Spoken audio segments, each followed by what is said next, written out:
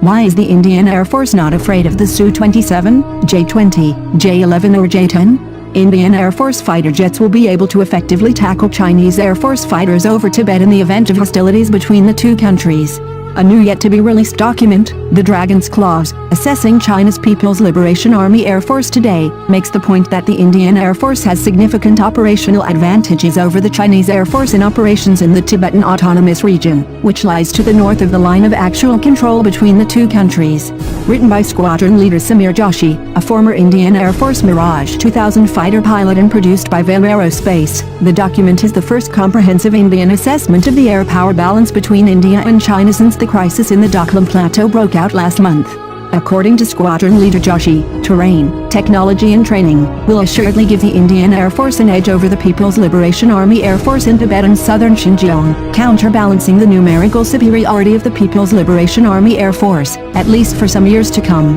The altitude of China's main air bases along with the prevalent extreme climatic conditions seriously restrains the performance of aircraft, which reduces the effective payload and combat radius by an average of 50%. In other words, the lower density of air at high-altitude Tibetan bases prevents Chinese Air Force fighters such as the Su-27, J-11 or J-10 from taking off with a full complement of weapons and fuel. These aircraft would, therefore, enter a fight with the Indian Air Force at a severe disadvantage in the event of a conflict. The Indian Air Force, on the other hand, operates fighters in the northeast from bases such as Tezpur, Kalekunda, Chabua and Hesimar, which are located near sea level elevations in the plains. This means the Indian Air Force has no such restrictions and will effectively undertake deep penetration and air superiority missions in the Tibetan Autonomous Region. What's more, the Indian Air Force is thought to be a more nimble force which focuses much more on experience in air combat and varied weapon delivery, backed by exposure at multinational exercises, to maintain a qualitative edge over its foes.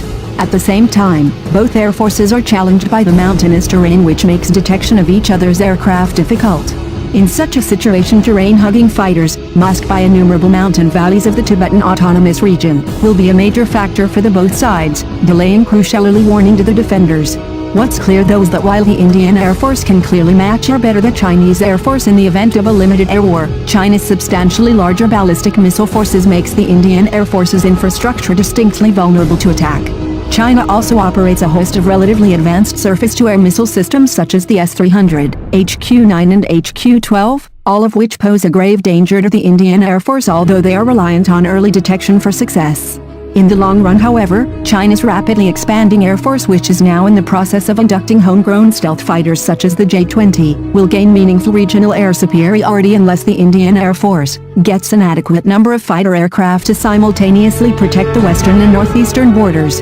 Thank you.